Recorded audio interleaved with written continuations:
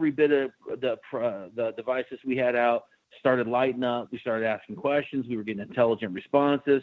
Got a whole story in 20 minutes full of communication when there wasn't none before that. And really what that is, I think, is like sometimes we feed, our emotions into these environments. Sometimes ghosts might be standoffish because we're a little too serious. We're a little too pushy. Like, what is your name? Tell me your name. Right. Or I'm leaving, and they're probably like, well, then go. I don't want to talk to you. You know what I mean? So, bring in like humor and comedy and just being yourself. It affects living people positively, generally. So why would it not affect those that are dead that once were human, living bodies just like we are today? Right. Agreed. I do know, and I've talked to several people and run into cases myself, that there is a negative side, and I think Miss Mary can vouch for that when you incorporate so many negative things trying to get a response. You're chastising these spirits, you're calling them out, you're saying hideous things that you wouldn't say to your neighbor or something standing right next to you, trying to get these people to reach out to you and touch you or tell you their name or whatever the case may be. Mm-hmm. And I think that when this is kind of pushed into the spirit world, we pick up on the wrong spirits at that point, and that's when it really becomes negative. Definitely. No, that's a valid observation, in my opinion. I mean, you get what you put out there, I guess you could say. So, and that goes all back to intent. Like, why are we investigating? Some of us have ulterior motives why we're investigating. Some people might be investigating because they want answers to the questions that they personally have. Maybe they want to help out a client. Or maybe they want the next TV show deal.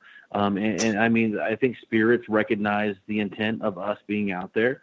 If we're selfishly just trying to go out there to communicate with them, you might get a response. It may not be the one you want. I mean, it could lead you falling downstairs, getting hurt yourself, having an attachment that lasts for 6 months. It might lead to depression, anxiety, and all kinds of problems in your own personal life, So that is a really good observation. I absolutely agree with that. I think a lot more people need to stop back and look at those different options of everything. I mean, because you don't know what the time zone is in the spirit world. I know a lot of people are doing a lot more research and everything into it and everything. I know when our team are Jay and I will be in a room and we're doing an EVP and we're asking it a question.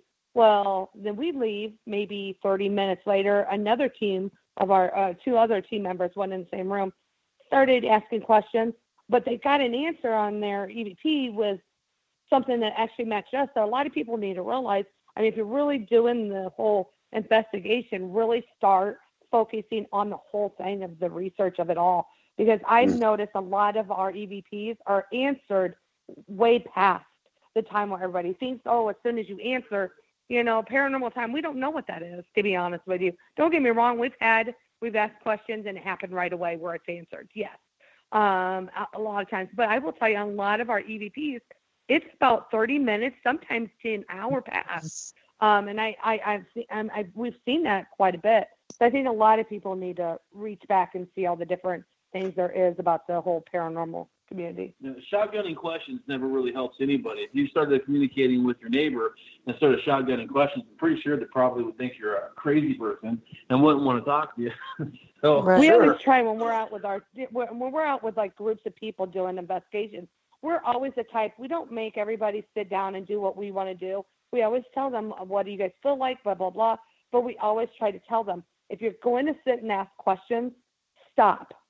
Count to 20 and let them answer it. I mean, let it sit there for a minute, with dead silence.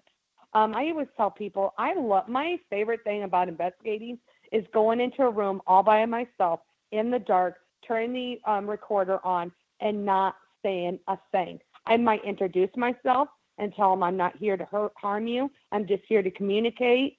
I'll tell you a couple things about myself. And then just stay quiet for myself for a while. And I've noticed I've caught a lot more stuff doing it that way rather than constantly asking questions.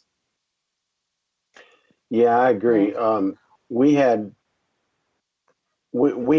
the Alabama Historical Commission. Every October, we help them do a haunted history tour at Old Cahaba. And we go along with a couple other teams and set up in the slave quarters. Well, they have these groups that purchase the ticket for them to raise money with come through. And sometimes there's 50, 60, 70 people at the time. Well, the slave quarters is 2 stories. Normally, we're set up in a room up top. There's a paranormal group in another room and one downstairs. So these guys come through and use our equipment. We explain how this works and kind of ways that we do things. And there's so many people that come through and say, well, can we do an EVP? Well, sure. Here's an EVP recorder. And they start asking questions. Well, of course, their questioning is way off the mat. You would have to do the research first to be able to do an EVP session. I mean, there's just no getting out of that. There was people asking questions like, do you know Elvis? Things like that. We've had people ask who shot John F. Kennedy and just off the wall questions. And and I said, okay, look, I said, y'all think about where you are. You're in a slave quarters. You're in a slave's house. Think about the time period this was. So why would you think that they know Elvis? Or why would you think they could see through the veil just to see who shot Robert Kennedy? And I mean, that's just not the way things work, and we don't do them that way. So we're here to show you the correct way. Well, then they get to, well, that's not real fun. Okay, well, you see how paranormal investigations actually is. Sure, a lot of times it's not fun standing in the dark for 3 hours and not getting a thing. The K2 doesn't even light up for 3 hours or something, and sure, you have to be a dedicated paranormal investigator in order to do that. And, so these people get to see that side of it. And I agree that some of those questions, and of course they're rapid fire with these questions, who you are, who are you, how old are you is one of the top 5 questions. And do you guys ever use the K2 for a question and answer session? We do, but we like to back it up with like other gadgets and stuff to see like what we get. We will throw a K2 out in a REM pod or something and do some form of communication between both. And, and we've developed some really good conversation, but that usually takes quite a long time to build up to that point to where you're actually appearing to get. See, me and the equipment, I've noticed, and this is a lot of people need to know about like TV and stuff, especially with people that you're going out with investigating and ones you see on TV are paranormal investigators that probably have attachments themselves a lot of times. Like Jay and I have attachments. So when we go out to an investigation somewhere, it might not be anything in that building and it's coming off Jay and I. So when we have equipment around us, it might not be the building. It could be us. People always wonder why if they bring the equipment around us, it always goes off.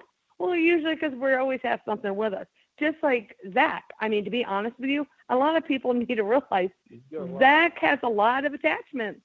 I mean, so when he is out on all these different cases, what do you think he has? These things are lighting up or he's catching things because he has those attachments. Nick Groff, same thing.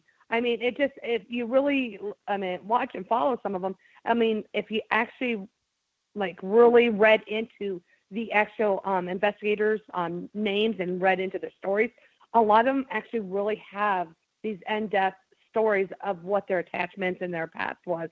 So, I always tell people, sometimes when we're going in these buildings, I'm not saying they're not haunted, but sometimes when we're putting this equipment down, it's not responding to our questions and stuff. It could be something that somebody brought into the thing. So when you get 20 people, sometimes one of those people might have brought something with them. And you get that a lot on the public ghost hunts. We tend to get a lot more activity with our instruments and our toys that we bring out in the field to kind of indicate spirit energy when we have more people there. And we believe that is true to point that, a lot of us unknowingly carry attachments, and we have things around us that we're unaware of. And then you put 20 of them all in an event inside of a basement somewhere, all these things start going off like crazy. It looks like Christmas with all these lights. But I mean, the reality is 50% is probably cell phones and Wi-Fi, and the other is attachment. Well, we always tell people, like, a lot of people want to keep their cell phones on because they want to do live Facebook, or they want to take pictures, or a lot of these people have this all the equipment now on their phones, and all those apps now, those and all that. And I'm not saying none of them are, some of them, you could do and everything, but you're not realizing how much your cell phone or your tablet is actually sending off to this other equipment. So, I mean, I just see people, I'm the type, like, okay, hold off. I'm not saying there's not nothing here, but let's, try other stuff to try to debunk it. I'm always the first one that's going to debunk everything. And usually I'm right.